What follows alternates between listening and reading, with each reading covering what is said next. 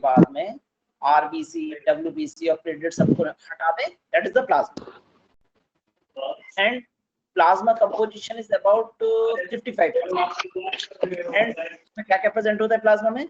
जैसे liquid part में it contain the water, salts, enzymes, antibodies. Antibodies आपने, antibodies का क्या फंक्शन है? Antibodies to fight with the disease. Defence mechanism है एंटीबॉडीज की function. Various are also present in the plasma. जैसे enzyme के बारे में बात करें, आपने और वहां पे आएगा एक diagnostic significance of enzyme estimation. That is present in the plasma. The plasma which contain about 55% water.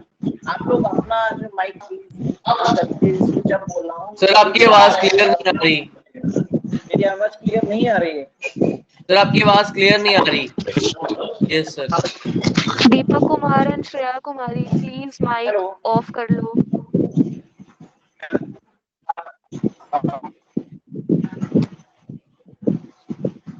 हाँ जी, हेलो, सारी बेटर।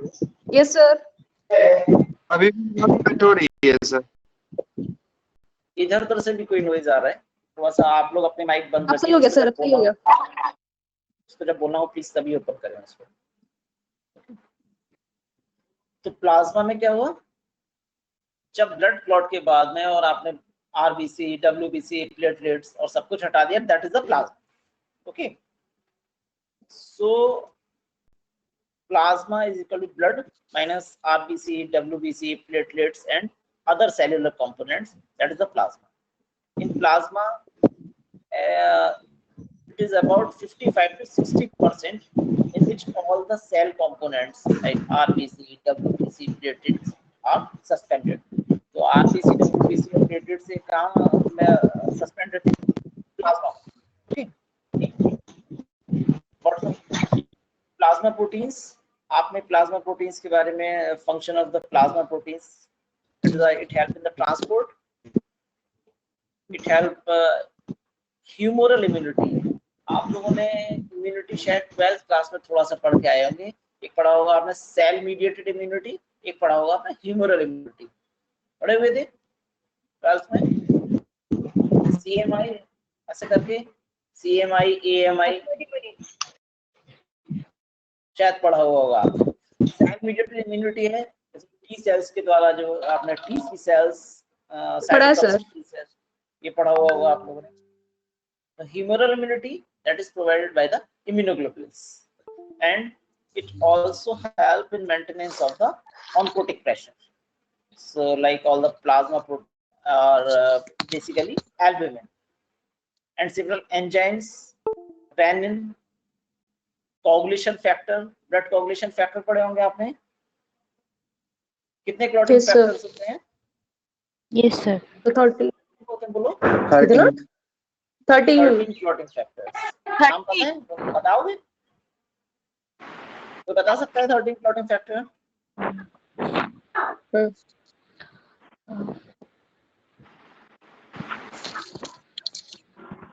पढ़े होंगे ना? 13 tropoplastin, कैल्शियम, लेवाइल फैक्टर,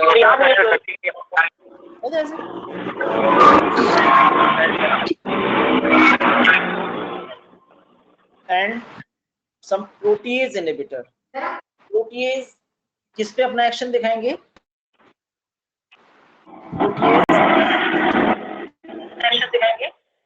प्रोटीएज प्रोटीएज एंजाइम किस पे अपना एक्शन दिखाएंगे? प्रोटीएज इनहिबिटर, अल्फा 1 AT जो है, इसको भी आप पढ़ेंगे। At the buffering action, buffering action, what's the buffer क्या होते हैं?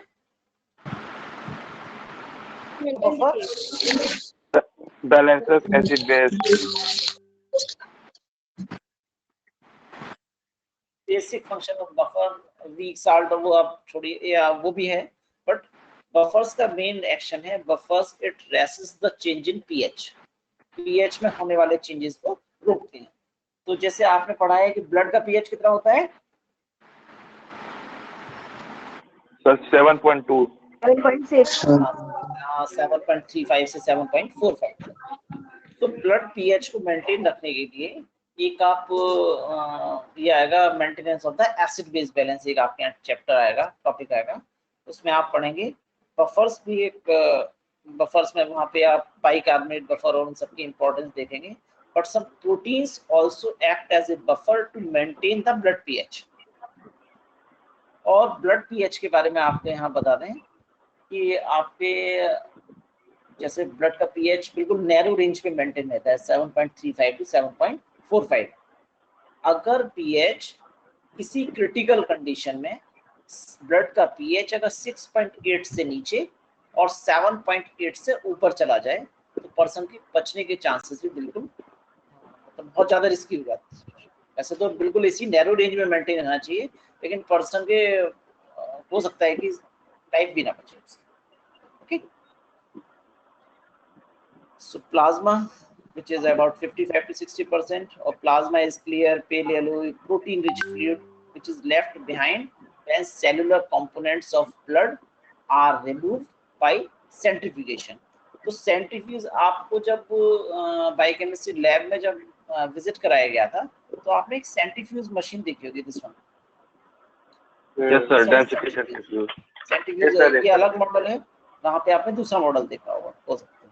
तो सेंट्रीफ्यूज में क्या करते हैं, इसमें जो सिंपली जो इन ट्यूब्स में टेस्ट ट्यूब्स में ब्लड सैंपल कलेक्ट करते हैं, इसके लिए अलग सेंट्रीफ्यूज ट्यूब आती है और उसको ना इसमें ये जो है ना ये होल जो बना हुआ है इसमें, आप एरो शायद आ रहा है इसमें जो एरो मूव कर रहे हैं, यस सर, इसमें प्लेस कर देते हैं और क्रॉस करके करते हैं, जिससे कि अगर हमारे पास दो भी हैं, चाहे बेशक हम ब्लैंक टेस्ट ट्यूब में थोड़ा सा पानी डाल के रख दें, बैलेंस प्रॉपर्ली बना दें।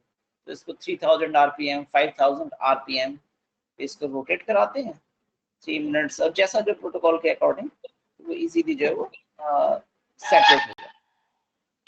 So if blood containing anticoagulants, heparin, anticoagulants, these are the anticoagulants which prevents the clotting of blood. If blood containing anticoagulants is centrifused,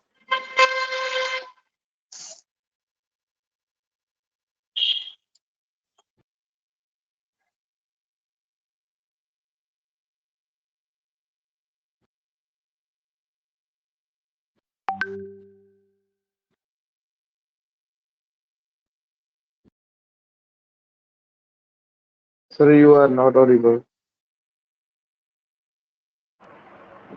Sir, you are not audible, sir. Not audible. You are not visible, sir. Sir, you are not audible, sir. You are not visible. You are not audible, sir. और शायद अभी बोल नहीं रही है। Sir, आपकी आवाज नहीं आ रही है। आवाज नहीं आ रही है You are not Sir, audible you at are all. not audible, sir. Sir, you are not audible, sir. Sir शायद बोल ही नहीं रहे हैं। अबे नहीं बोल रहे हैं सर। सर बोल क्यों नहीं रहे हो? हाँ रणीचा। सर बोल क्यों नहीं रहे हो? अनीजा चुप रहे तू। सर का मन नहीं as a supernatant, while the यार cells बोल तो remain सही at नहीं the रहा है, bottom. मेरे चुप रहने से क्या होगा? पीसीवी आपने पढ़ा होगा फिजियोलॉजी में, पैक्ड सेल वॉल्यूम और the hematocrit value is about 45%. Okay. So what's the difference between serum and plasma? Serum, there is plasma minus fibrinogen. So after blood clot के बाद जो बनता है, that is the serum. Okay. The term serum is applied to the liquid medium which separate out after the blood clot. Blood clot होने के बाद में जो बचा रहे, that is the serum. Serum में जब ब्लड क्लॉट हो गया तो वहां पे फिब्रिनोजेन जो है वहां पे यूज हो गया. So serum does not contain the fibrinogen and other clotting factor, क्योंकि क्लॉटिंग फैक्टर तो उससे जो ब्लड क्लॉट होने में यूज हो गए. So the main difference between plasma and serum is presence और एब्सेंस ऑफ द फिब्रिनोजेन. ठीक. So what's the total volume of blood in an adult is about 4 to 5 liter. So blood performs various function it help in the respiration. Respiration में कैसे करता है? Sir exchange करता है oxygen और CO2। हाँ जी, exchange करता है ऑक्सीजन का कार्बन डाइऑक्साइड का। And it also help in the excretion, क्योंकि अगर आपने एक्सक्रीशन की बात करें तो आपने यूरिन फॉर्मेशन पढ़ा होगा, 12th में थोड़ा बहुत आप यूरिन फॉर्मेशन के बारे में पढ़ के आए होंगे। तो वहाँ पे आप देखेंगे कि यूरिन की फॉर्मेशन भी किससे हो रही है? ब्लड से हो रही है। और किडनी जो है क्या काम कर रही है? यूजफुल सब्सटेंस को एब्जॉर्ब और रीएब्जॉर्ब कर रही है और वेस्ट सब्सटेंस को एक्सक्रीट आउट कर रही है। That's the main function of the kidney. Okay, so blood also perform action in excretion and the acid base maintenance। acid base balance जो आपको blood का pH के बारे में बताया, okay, as well as water balance is also maintained by the blood and transport of metabolites। जितने भी metabolites हैं आप जो भी आप metabolites as well as several hormones. Hormones आपने पढ़े, चाहे पिट्यूटरी हार्मोन पढ़े होंगे आपने, पढ़े थे ना, पिट्यूटरी ग्लैंड से सिक्रेट होने वाले हार्मोन्स, एड्रिनल ग्लैंड से सिक्रेट होने वाले हार्मोन्स, ये सब भी अपना एक्शन शो करने के लिए आपने एंडोक्राइन ग्लैंड्स पढ़े, ऐसे समझिए आप एंडोक्राइन ग्लैंड्स पढ़े थे। एंडोक्राइन ग्लैंड्स का क्या फंक्शन था? सर हार्मोन रिलीज करना ब्लड में डायरेक्टली। ब्लड के थ्रू एक जगह से रिलीज हो रहा है और दूसरी जगह जाके अपना, मतलब मान लीजिए कि कोई भी हार्मोन, चाहे थायराइड हार्मोन है, पिट्यूटरी ग्लैंड से सिक्रेट होने वाले हार्मोन्स हैं, सिक्रेट हो रहे हैं ग्लैंड में और एक्शन दिखा रहे हैं अपना, जहां जहां पे इनकी लोकेशन, जहां पे इनका टारगेट एक्शन, जहां पे इनको शो करना है वहां पे अपना हार्मोन्स अपना एक्शन शो करते हैं। इसी तरीके से सिर्फ ड्रग्स भी क्या करते हैं, हम अगर बीमार होते हैं तो मेडिसिन लिया, तो मेडिसिन को जहां अपना एक्शन दिखाना है वाया ब्लड, उसी तरीके से मैकेनिज्म ऑफ एक्शन, जैसे सिग्नल ट्रांसडक्शन, वो सारी प्रोसेस हो रही है। Okay, as well as body defence. Body defence में हमने इम्यूनोग्लोबुलिन्स के बारे में पढ़ा होगा आपने, immunoglobulins which help in the defense, as well as this one is a blood coagulation। जब चोट लग जाती है और ब्लड क्लॉटिंग, तो आपने एक्सट्रिंसिक और इंट्रिंसिक पाथवे पढ़े होंगे ब्लड क्लॉटिंग के लिए, पढ़े थे clotting mechanism. So then we are coming to the plasma proteins basically। प्लाज्मा के बारे में हमने आपको बता दिया, and proteins are the chief solid component of the plasma. तो हमने, हमारा टॉपिक था बेसिकली प्लाज्मा प्रोटीन्स। अभी तक हमने आपको प्लाज्मा के बारे में थोड़ा बहुत बताया, ब्लड के बारे में थोड़ा सा बताया। Basic our basic topic is the plasma proteins। So plasma protein concentration is about 6 to 8 gram per deciliter or 6 to 8 gram per 100 ml in blood, 100 ml of blood। तो यहाँ आपको हमने 6 to 8 ग्राम पर डेसीलीटर बताया है, और कुछ जगह आपको कुछ पैरामीटर 6.4 to 8.3 ग्राम पर डेसीलीटर भी लिखा हुआ मिल सकता है। इट डजंट मैटर, बहुत ज्यादा परेशान नहीं होना इस बात के लिए। और आप एक्सक्यूज मी सर, बताइए सर, मेरा ना मोबाइल का कनेक्शन लो आ रहा है सर, मैं अपने फ्रेंड के मोबाइल से ज्वाइन कर लूं? Excuse me sir. हाँ जी सर। हाँ सर मेरा कनेक्शन लो आ रहा है, तो मैं अपने फ्रेंड के मोबाइल से ज्वाइन कर लूं? लेकिन वो भी परेशानी ये होती है सर, वो भी अटेंड कर रहा है क्लास। अभी थोड़ी दिक्कत हो जाती है, वो अटेंडेंस जो है, फिर कुछ और बच्चे भी ऐसे ज्वाइन कर ले जाते हैं। अपने से ही कर लो, क्या दिक्कत? अभी आप तो कनेक्शन लो आ रहा है बार बार। अरे तो अपने से लॉगिन रख और दोस्त के मोबाइल से देख ले। हाँ ये भी सही है। लॉगिन कर रख और फोन दूर रख दे। ओके ओके, अटेंडेंस के टाइम आ जाइयो। Okay okay. Total plasma protein की कंसंट्रेशन यहाँ आपको ग्राम पर डेसीलीटर और ग्राम पर 100 ml ऑफ ब्लड में बताई गई है। आप मोस्टली जितने भी बायोकेमिकल पैरामीटर्स देखेंगे, चाहे आप sugar, urea, creatinine, uric acid, whatever, बहुत सारे, तो सबकी कंसंट्रेशन आप ज्यादातर देखेंगे mg/dl में, लेकिन आपको प्लाज्मा प्रोटीन्स की वैल्यू ग्राम पर डेसीलीटर में मिलेगी, ग्राम पर डेसीलीटर में। बाकी सारे आप जो है mg/dl में आपको जो है ज्यादातर बायोकेमिकल पैरामीटर्स mg/dl में मिलेंगे। So there are three major types of proteins present in the plasma: albumin, globulin, and fibrinogen. And these proteins can be separated by the various techniques। और आपने एक टेक्निक पढ़ा होगा इलेक्ट्रोफोरेसिस, तो आपने सभी ने पढ़ा होगा 12th क्लास 10th 12th में थोड़ा सा इलेक्ट्रोफोरेसिस के बारे में आप पढ़ के आए। आज हम इलेक्ट्रोफोरेसिस पे डिस्कस नहीं कर रहे हैं, बट आपने इलेक्ट्रोफोरेसिस पढ़ा हुआ होगा। So electrophoresis is the most common technique for separation of the plasma proteins. Some of the other fractionation method, salting out method, and the chromatography method is also there for separation of plasma proteins. Okay.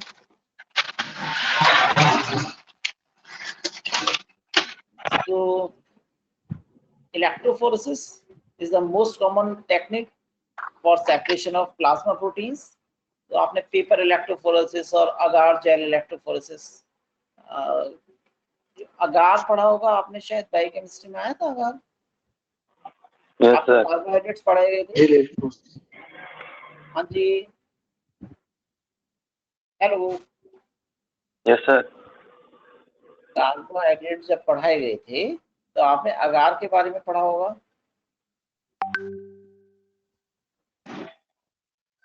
क्या होता है अगार में?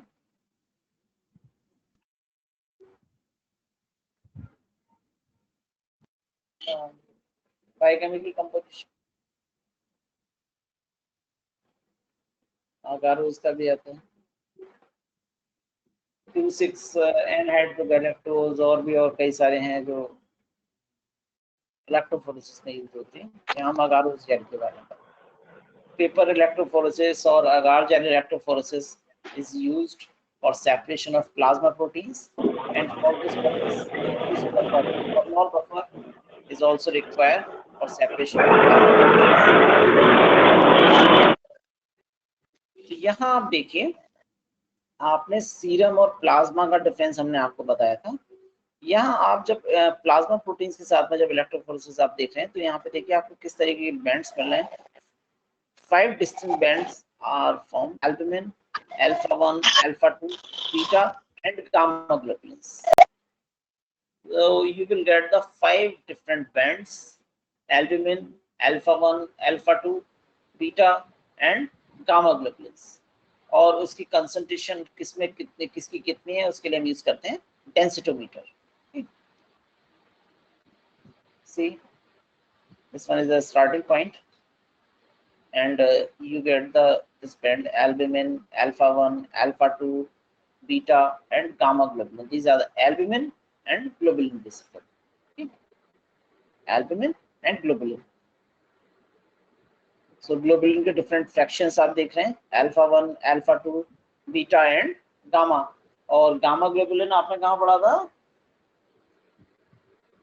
जो immunoglobulins आप पढ़ते हैं तो basically gamma। But दोनों जो है सिनोनिम्स नहीं है एक दूसरे के, ऐसा आप नहीं कह सकते। बट इम्यूनोग्लोबुलिन वाला जो फ्रैक्शन है वो गामा ग्लोबुलिन में आता है मोस्ट ऑफ द टाइम। और कंसंट्रेशन के लिए हम मेजर डेंसिटोमीटर, तो डेंसिटोमीटर के द्वारा आप देखेंगे एल्ब्यूमिन की कंसंट्रेशन सबसे ज्यादा है, this one alpha-1, alpha-2, beta, and this one is the gamma globulin। तो यहाँ आप आपको ये भी बता दें, एल्ब्यूमिन की कंसंट्रेशन ज़्यादा है। और एल्ब्यूमिन आप जब आपको पढ़ाया जाता है कि यूरिन में यूरिन एनालिसिस जब कराया जाएगा तब आप वहाँ पढ़ेंगे कि अगर कोई भी प्रॉब्लम है किडनी डिजीज के लिए या किसी अदर में, तो यूरिन के थ्रू प्रोटीन जो पास होता है most of the time albumin, क्योंकि एल्ब्यूमिन का क्या रहता है कंसंट्रेशन, आप यहाँ देख रहे हैं एल्ब्यूमिन की ज्यादा है, यहाँ एल्ब्यूमिन की कंसंट्रेशन ज्यादा है और उसका साइज जो है वो स्मॉल होता है। तो इसीलिए अगर यूरिन में प्रोटीन के लिए टेस्ट जब करवाते हैं तो मोस्ट ऑफ द एल्ब्यूमिन पास होने के चांसेस बहुत ज्यादा रहते हैं, क्योंकि एल्ब्यूमिन की कंसंट्रेशन ज्यादा है और उसका जो साइज है वो स्मॉल होता है। ओके, चीजें सारी सुनते जाइएगा, ये सब कुछ आपको कंबाइन करके, जैसे आपको चाहे प्रैक्टिकल्स या थ्योरी, सभी में आपके लिए हेल्प होता है।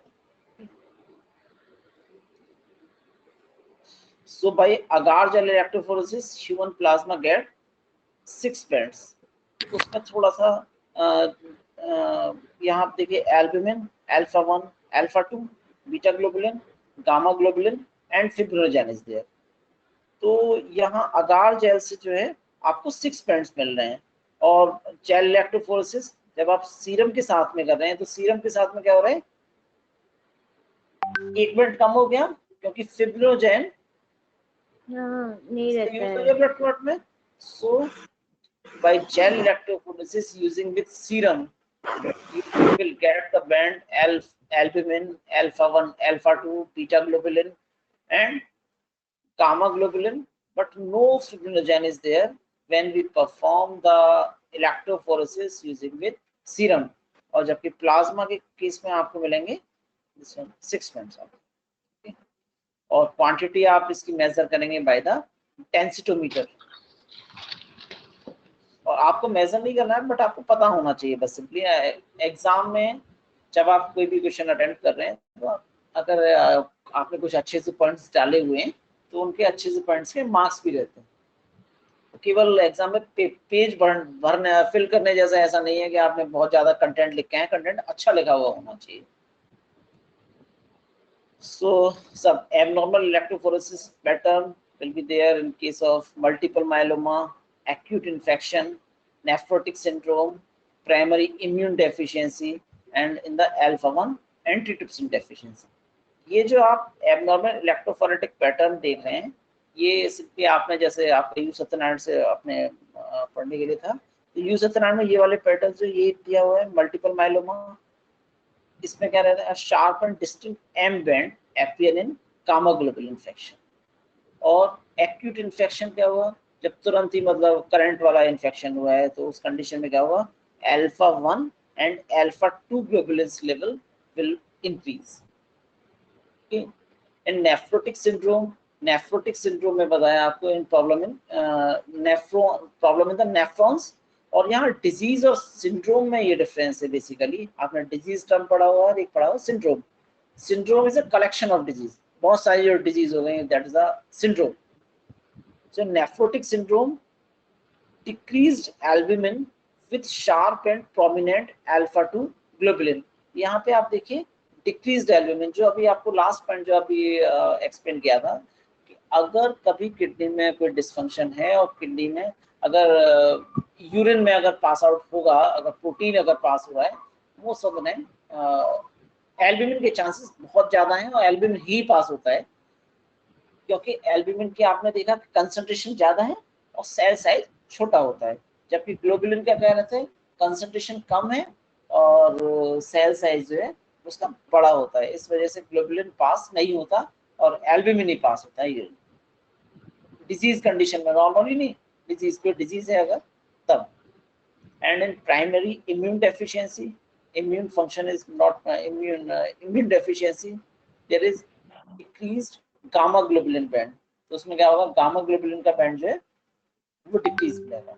And alpha 1 antitrypsin deficiency, in case of alpha 1 antitrypsin deficiency, there is a decreased level of alpha 1 globulin band। Okay, decrease alpha 1 globulin band in alpha 1 antitrypsin deficiency। Sir M band कैसे कम होता है? Like this, इस तरीके के bands देखेंगे आप। M band जो आपने बताया ना, फॉर्म हो रहा है। हाँ, मल्टीपल माइलोमा। हाँ, मल्टीपल माइलोमा के केस में क्या रहेगा, एक पर्टिकुलर एक टाइप की जो एंटीबॉडीज हैं वो gamma globulin infections, basically gamma globulin infection पे आप फोकस कर रहे हैं। यहाँ पे जो गामा ग्लोबुलिन आप देखें, this one gamma globulin infection, ये ज्यादा इंक्रीज हो जाएगा। और जो गामा ग्लोबुलिन इन्फेक्शन है, that is basically related with the immunoglobulins. Immunoglobulins जो आपने पढ़े हैं, जो आप पढ़ते हैं IgA, IgG, IgE, IgM, वो सारे सब कुछ।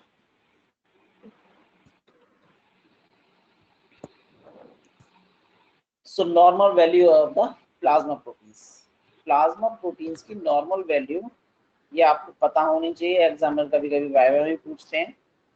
Total plasma proteins value is the 6 to 8 gram percent और 6 to 8 ग्राम पर डेसीलीटर। आप प्लाज्मा प्रोटीन्स को ग्राम पर डेसीलीटर में पढ़ रहे हैं, जबकि सर क्या सारी वाली याद करनी है? सारी वैल्यूज याद नहीं करनी है, सिर्फ आपको एल्ब्यूमिन और ग्लोबुलिन पता होना चाहिए बस, बाकी ओके नहीं। सर। केवल टोटल प्रोटीन, एल्ब्यूमिन और ग्लोबुलिन, बस इतना ही सफिशिएंट है। Total Okay, sir. Protein, albumin and globulin is sufficient, इनकी रिक्वायरमेंट नहीं है। बस आपको फिर उसके बाद में जो लास्ट में दिया हुआ है एजी रेशियो, ये आपको पता होना चाहिए। Okay, so total proteins albumin concentration total protein value is the 6 to 8 gram percent, और जिसमें एल्ब्यूमिन की कंसंट्रेशन कितने हैं 3.5 to 5 gram percent, 5.5 gram percent. तो यहाँ पे उसका परसेंट जो आप देख रहे हैं about 50 to 70% albumin is there. इसी वजह से आपको बताया अगर कोई भी कॉम्प्लिकेशन है और कभी यूरिन में अगर प्रोटीन पास हो रहा है तो चांसेस किसके रहेंगे, एल्ब्यूमिन के ज्यादा, क्योंकि एल्ब्यूमिन की कंसंट्रेशन सबसे ज्यादा है अबाउट 50 to 70%, और इसका सेल साइज, इसका जो साइज है वो स्मॉल रहता है। Okay, globulin its concentration is about 2 to 3.5 gram percent, and its concentration in percent 29.5 to 54%। okay? and इसका आपका रिक्वायर नहीं है अल्फा 1, अल्फा 2, बीटा ग्लोबुलिन, इतना सब कुछ रहने दीजिएगा। ओके, बस आपको ये सब टोटल प्रोटीन, एल्ब्यूमिन और ग्लोबुलिन ये आपको पता। देन एजी रेशियो, एल्ब्यूमिन और ग्लोबुलिन का जो रेशियो है 2.5 to 1 to about 1.2 to 1। यहाँ पे आप देखिए एक थोड़ा सा ध्यान दे लीजिएगा, समझ में आ जाए। एजी रेशियो सबसे पहले आप पहले वाला देखिए, अगर एरो आप देख पा रहे हैं तो 2.5 to 1, तो एल्ब्यूमिन की कंसंट्रेशन जो है काफी ज्यादा रहती है कंपैरेटिवली टू द ग्लोबुलिन। यहाँ पे आप ये भी देख रहे हैं 50 to 70% एल्ब्यूमिन है, और ग्लोबुलिन देख रहे हैं आप 29.5 to 54%। तो आपको परसेंट भी याद नहीं रखना, वैसे बेसिकली आपको जो याद रखना है टोटल प्रोटीन, एल्ब्यूमिन और ग्लोबुलिन, इनकी कंसंट्रेशन आपको पता होनी चाहिए। ओके, तो एजी रेशियो 1.2 to 2. यहाँ पे देखिए 2.5 to 1 to about 1.2 to 1। और मोस्ट फ्रीक्वेंटली अगर आप इतना सब कुछ कंफ्यूजिंग हो रहा हो एजी रेशियो में, तो आप ऐसा भी बोल सकते हैं रफली speaking AG ratio is 2:1। Most frequently 2:1, AG ratio is most frequently 2:1। ये पता होना चाहिए, वाइवा में पूछते हैं अक्सर एग्जाम में।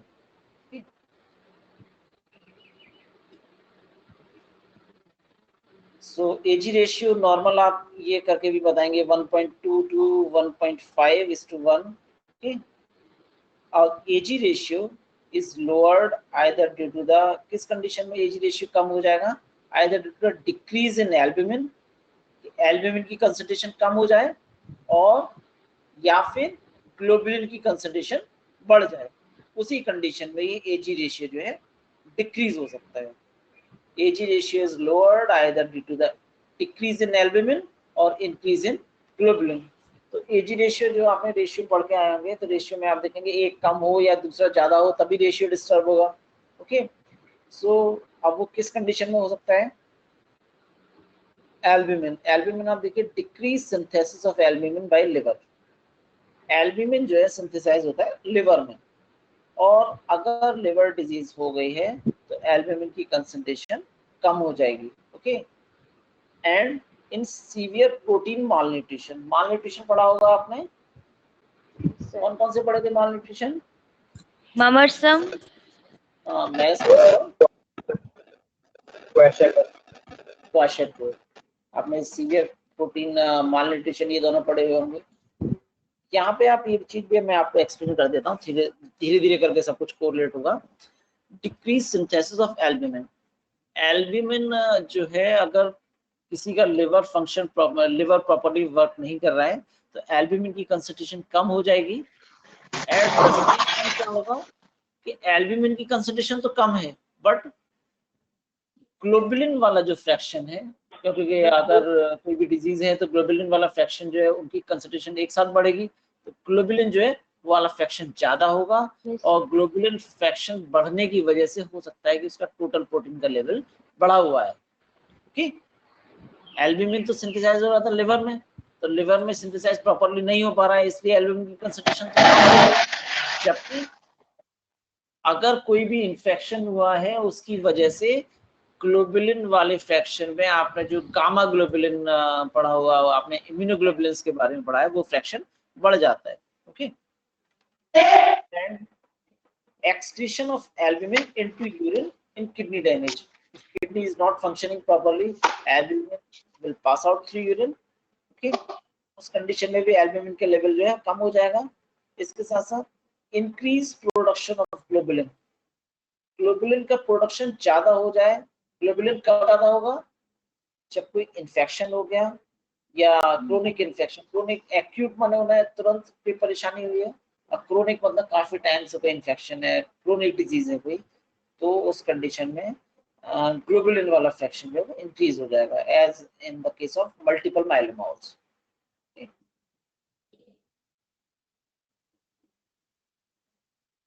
This one is the major function of several plasma proteins. आपको बेसिकली एल्ब्यूमिन ग्लोबुलिन का तो पता ही होना चाहिए, इसके अलावा भी आपको कुछ और भी बताएंगे। एल्ब्यूमिन देखिए, इसकी कंसंट्रेशन आप 3.5 to 5 ग्राम पर डेसीलीटर, और major function of albumin osmotic pressure, osmotic function, transport function, nutritive function, as in and also function in the buffering action. Buffers जो पीएच को रेसिस्ट करेंगे, the change the resist in pH, resist to change in pH. Sorry, pre-albumin, its plasma concentration is the 25 to 30 mg per dl। ये याद नहीं रखना है आपको, बस सिंपली बस बता रहे हैं। ओके, याद नहीं रखना है इसको। and pre-albumin function, it help in transport thyroxine to the some extent, thyroxine को ट्रांसपोर्ट कर रहे हैं। अल्फा 1 ग्लोबुलिन के बारे में बताया, जो गामा ग्लोबुलिन, और this one is the alpha 1 globulin. Alpha 1 antitrypsin. सिर्फ हाँ बोलिए। प्री एल्बुमिन क्या एल्बुमिन में बाद में कन्वर्ट हो जाती है? हाँ, प्री एल्बुमिन कन्वर्ट हो सकती है। Okay pre sir, okay albumin का सर। मतलब ये रहा। और एल्बुमिन के बहुत सारे, जैसे ट्रांसपोर्ट के बारे में भी अगर हम यहाँ बात कर रहे हैं, तो आपको एक लाइपोप्रोटीन्स पढ़ाया था, albumin free fatty acid complex, तो वहाँ पे वो 4 लाइपोप्रोटीन्स पढ़ाए थे आपको, काइलोनाइट्रॉन, VLDL, LDL एंड HDL। उसके साथ साथ एक वहाँ पे बताया था albumin free fatty acid complex. So alpha 1 antitrypsin, inhibitors of the trypsin, alpha 1 lipoprotein, HDL, HDL का क्या फंक्शन था? HDL का क्या फंक्शन था बताइए? Good cholesterol.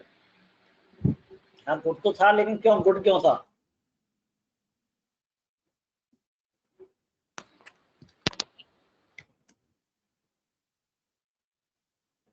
अब बोलिए थोड़ा, माइक पास में रख के। Why HDL is good?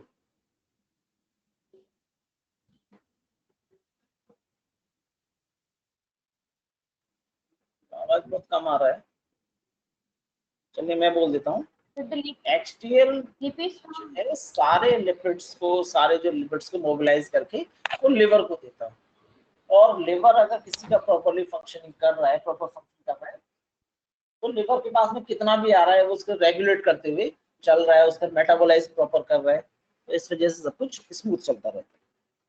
Okay, और जबकि LDL का काम करते हैं, वो वहां से ले जाके जो है, लिवर से ले जाके अदर एक्स्ट्रा हेपेटिक टिश्यू में लिपिड्स के बर्डन को बढ़ा रहा है, फैट के बर्डन को बढ़ा देता है। Okay, and some is the orosomucoid, it bind with the progesterone. Progesterone आपने पढ़ा, कहाँ पढ़ा था प्रोजेस्टेरोन बताइए? Yes sir, hormone. Progesterone, okay, female hormone. And another one is the retinol binding protein. जो आप रेटिनॉल बाइंडिंग प्रोटीन देख रहे हैं, इसको हम आपको जब विटामिन ए आएगा, विटामिन ए, तो वहाँ पे हम इसके बारे में रेटिनॉल बाइंडिंग प्रोटीन के बारे में पढ़ेंगे अलग से। Okay, and thyroxine binding globulin. Thyroxine binding globulin जब आपको एमिनो एसिड मेटाबॉलिज्म पढ़ाया जाएगा तो वहाँ पे थायरॉक्सिन T3 और T4 आपने जो हार्मोन्स पढ़े हुए ना, थायराइड हार्मोन्स हैं पढ़े हुए ना, थायराइड हार्मोन्स के बारे में पढ़ा होगा ना? Yes, sir. ट्राईआयोडोथायरोन Yes, sir. और टेट्राआयोडोथायरोन या और थायरॉक्सिन। तो thyroxine binding globulin function is the transport thyroid hormones. तो ये वहां पे आप पढ़ेंगे उसके बारे में जब आपको एमिनो एसिड मेटाबॉलिज्म में इसकी सिंथेसिस के बारे में बताया जाएगा, थायरॉक्सिन और thyroid hormone. And cortisol binding protein, its function is the major transport of the steroid hormones। steroid hormones जिसमें cortisol, कौन सा न्यूक्लियस होगा इसमें स्टेरॉइड हार्मोन्स में? हाँ जी, स्टेरॉइड्स में कौन सा मेन बताया था आपको? क्या सर? CRPP और CPP करके बताया था।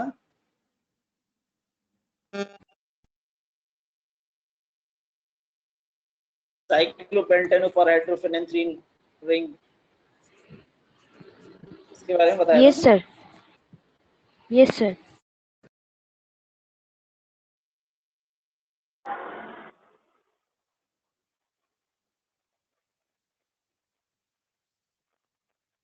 स्टेरॉइड न्यूक्लियस बताया था। मतलब Sir, you are not audible. वो सभी प्रेजेंट हो रहे। Sir, you are not audible, sir. Sir, you are not audible.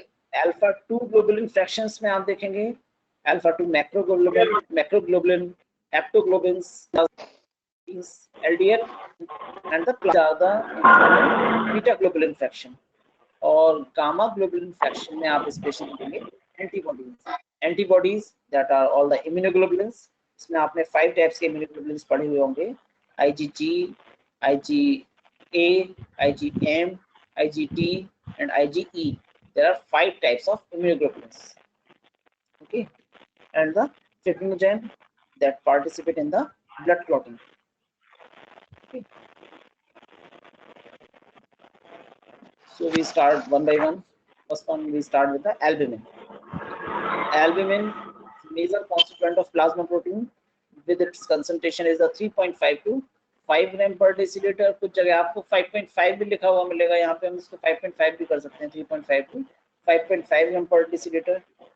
And albumin molecular weight is about 69,000, and there are single polypeptide chain of 5 amino acid with 17 disulfide bond। disulfide bond किन किन amino acid के बीच में बनता है बताइए?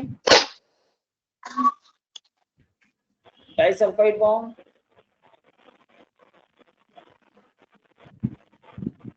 हाँ जी,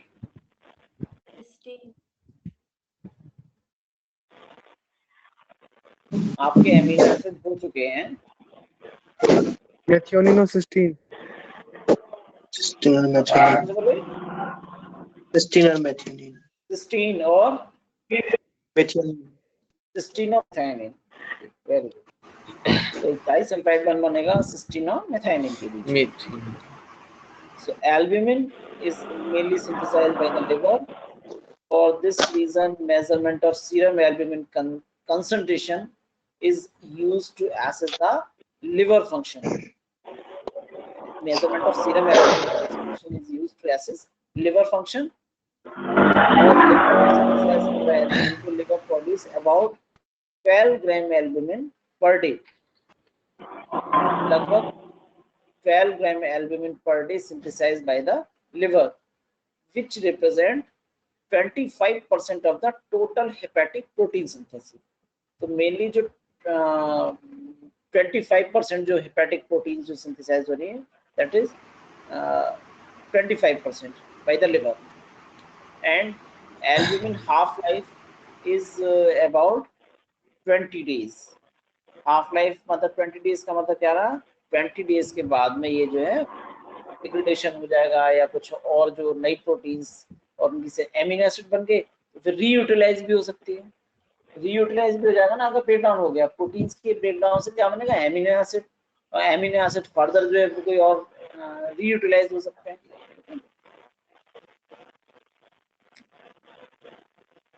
So the albumin level decrease in case of severe protein calorie malnutrition, liver disease, nephrotic syndrome जिसके बारे में मैंने आपको बता दिया पहले, and decrease in albumin concentration which leads to the edema. edema हो गया, swelling से हो जाता है, ठीक है?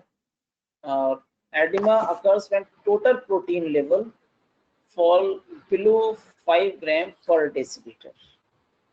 तो एडिमा वाली कंडीशन में टोटल प्रोटीन की वैल्यू जो आपको 6 to 8 ग्राम पर डेसीलीटर बताई थी वो कम होके 5 ग्राम पर डेसीलीटर तक भी आ जाती है और उससे भी कम भी हो सकती है। और एल्ब्यूमिन जो है, स्पेशली एल्ब्यूमिन की वैल्यू जो है वो 2.5 ग्राम % से भी बिलो जा सकती है इन oedema. So function of albumin: maintain the colloidal osmotic pressure, transport function, buffering action, nutritional function. All of these functions we have discussed. Okay. So and some other one, combination and the transport, inhibit the platelets aggregation, and it also acts as an anticoagulation. Maintain the osmotic pressure, anti-inflammatory effect. तो देखिए anti inflammatory है, इसी की वजह से जब इसकी concentration जब कम हुई तो वो एडिमा हो गया पर्सन। ठीक, इन्फ्लेमेशन भी जो है, इन्फ्लेमेशन और एडिमा को आप कोरिलेट कर सकते हैं। And the free radical scavengers, free radicals के बारे में आपको बताया था। तो फ्री रेडिकल्स के को रिमूव करना या फ्री रेडिकल्स के इफेक्ट को कम करने के that is action of the serum albumin. Basically free radicals को जो डिटॉक्सिफाई करने के लिए वहां पे आपने एंटीऑक्सीडेंट्स के बारे में पढ़ा हुआ था ना। Yes, sir. The spongers, albumin act as a spongers with the free radicals. Okay. So ये functions आपको brief में बताए हुए हैं।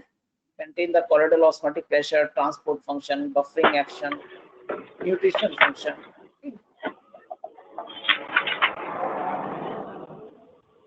Osmotic function एक एक करके देख लेते हैं थोड़ा सा। Albumin osmotic function is due to its high concentration and low molecular weight.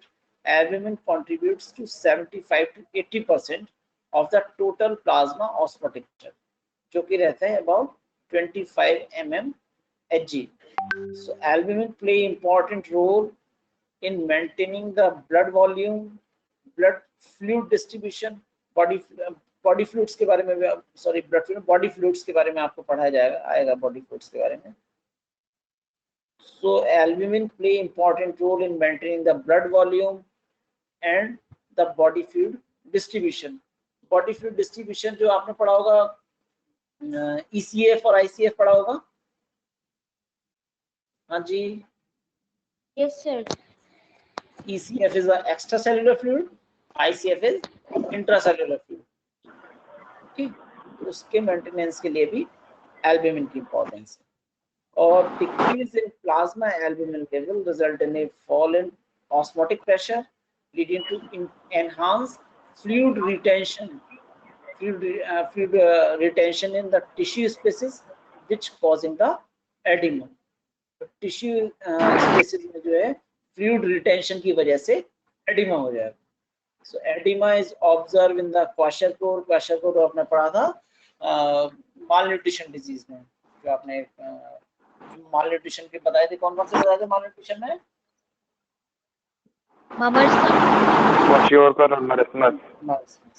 तो उसमें से क्वाशरकोर का जो है एडिमा हो जाएगा और disorder of the protein energy malnutrition is attributed to the drastic reduction in the plasma albumin.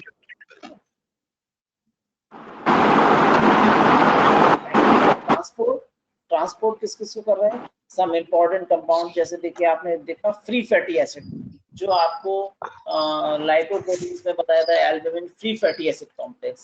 So it help in transport of free fatty acid and it also help in transport of bilirubin,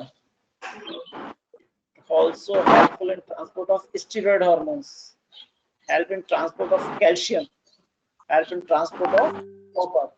तो जो आप calcium और copper देख रहे हैं, copper आप अगर ऐसे देखें, आप एंजाइम्स पढ़ेंगे तो वहां एक को एंजाइम्स आता है, एंजाइम्स आपको पढ़ा जाएगा तो आप को एंजाइम्स के बारे में पढ़ेंगे. तो certain metal ions also complex नहीं, वहाँ पे आप मेटल वो पढ़ेंगे आप कोएंजाइम्स और कोफैक्टर्स. बेसिकली कोएंजाइम्स में तो आप पढ़ेंगे generally use of the vitamin B complex या डेरिवेटिव्स और कैसे कोएंजाइम, और कोफैक्टर्स में आप पढ़ेंगे certain metal ions which is required for activity of certain enzymes. उसकी वजह से जो है प्रॉपर्ली फंक्शन, अगर वो मेटल आयन नहीं होगा तो एंजाइम अपना फंक्शन नहीं करेगा. Function albumin serve as a source of the amino or tissue protein synthesis. Tissue proteins के albumin also source as a amino acid. Okay, albumin अगर reutilize हो रहा है किसी भी तरीके से, जैसे आप उसकी हाफ लाइफ, किसकी तरफ से आवाज आ रही है, प्लीज अपना माइक बंद कर लो. Albumin serve as a source of the amino acid for tissue protein synthesis.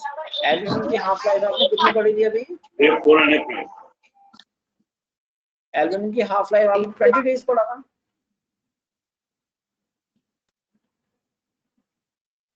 Hello, Yes, sir. Okay. तो उसके बाद अगर रीयूटिलाइज हो रहा है किसी भी तरीके से तो कुछ अदर एमिनो एसिड या किसी इंपॉर्टेंट कंपाउंड की synthesis. Among the plasma buffering action, जो आपको बताया, चाहे ब्लड के पीएच को मेंटेन रखने के लिए हो, वहाँ पे आपको बफर्स पढ़ाए जाएंगे. कई बफर हैं उसमें, एक mainly bicarbonate buffer, phosphate buffer. Basically bicarbonate buffer की इंपॉर्टेंस ज्यादा है, phosphate buffer. And proteins also act as a buffer to maintain the blood pH. Okay, so among the plasma proteins, albumin has the maximum buffering capacity, but however, the buffering action of albumin is plasma is not significant compared to the bicarbonate buffer system. Bicarbonate buffer की आप ज्यादा importance देखेंगे to maintain the blood pH. Okay.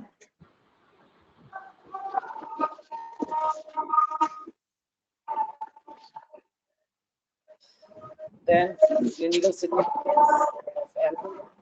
Albumin binding to certain compounds in the plasma prevents them from crossing the blood-brain barrier.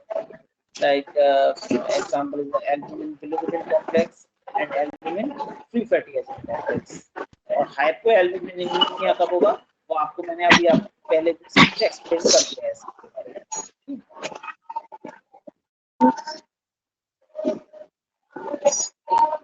तो आप लोगों की attendance कर लेते हैं.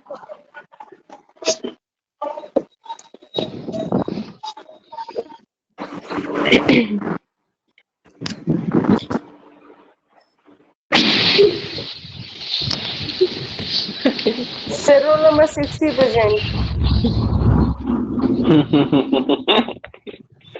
Roll number 66 roll number present, sir. Sir, roll number 12. Roll number 20 present, sir.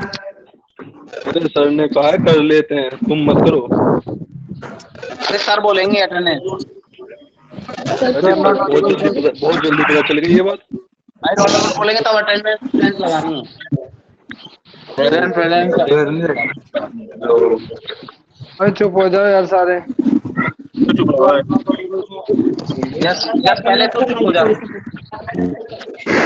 You are not audible. आपकी आवाज नहीं आ रही है. सर आपकी आवाज नहीं आ रही. Sir, you are not audible again, sir. Sir, You are not audible. Sir, you are not audible. Mic off कर लो भाई साहब। सर आपकी आवाज नहीं आ रही। तो चुप रहोगे तभी तो आवाज आएगी। यार प्राची सर का नंबर क्या करेगी? सर कहाँ ले रहे हैं अटेंडेंस?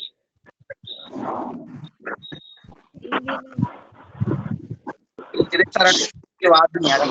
पता नहीं कौन सर आपकी आवाज नहीं आ रही है। Sir you are not audible sir. Sir sir कहाँ चले गए सर? सर अटेंडेंस तो ले लो सर। सर अटेंडेंस के लिए बैठे हैं सर इतनी देर से। अटेंडेंस तो ले लो सर। ललित सच बोल रहा है। क्या रूल है सर? सर अटेंडेंस सर कसम से मैं इससे आने के बाद मैं तब से इसी पे बैठा हूँ, मेरी अटेंडेंस लग जाए। सर कहाँ चले गए सर? ललित ज्यादा ही सच नहीं बोल दिया। भाई सच बोल रहा हूँ भाई। ललित तो बेनिफिट है कॉलेज के लिए। भाई कौन बोल रहा है? भाई जीने दे दो मेरे को। हाँ, हल्का मैं फ्री स्टूडेंट हूँ।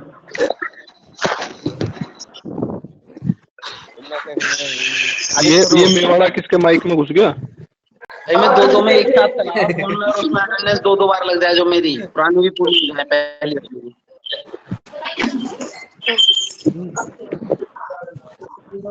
सर ललित की जरूर लगाना। बेचारा इतनी देर से बैठा हुआ है। लगाना तो सर टॉयलेट से लिया इसने सारी क्लास।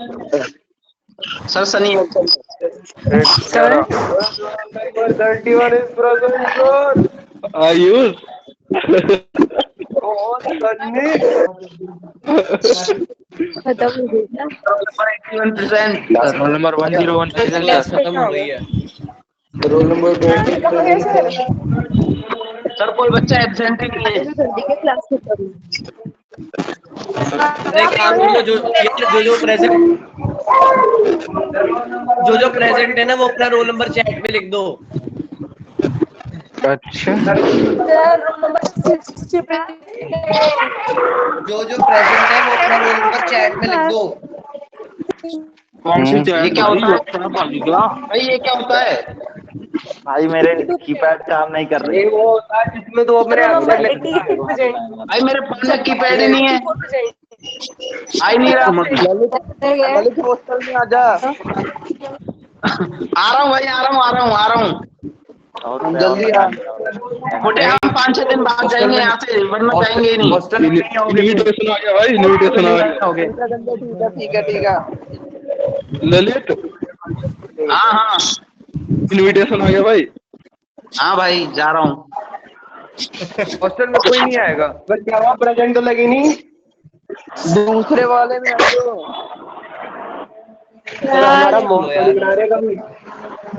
साले आयुष क्लास तो जाता नहीं है, यहाँ प्रेजेंट लगवा लो सारी। कुछ लौंडों को बहुत ज्यादा लॉस हुआ है, बहुत ही ज्यादा। लाइक भाई मेवाड़ा को दोबारा कोरोना हो गया सुनने में आया है।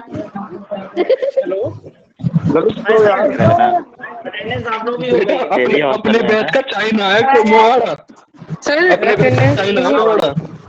अरे ये लेके आया। अरे सर क्या बोल रहे हैं? शांत हो जाओ। सर बोल रहे हैं।